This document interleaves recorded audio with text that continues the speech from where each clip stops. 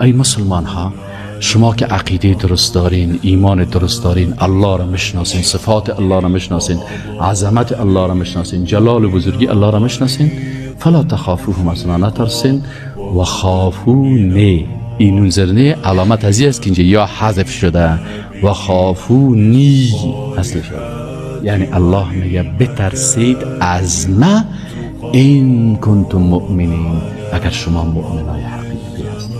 از این شیطان ها نترسید.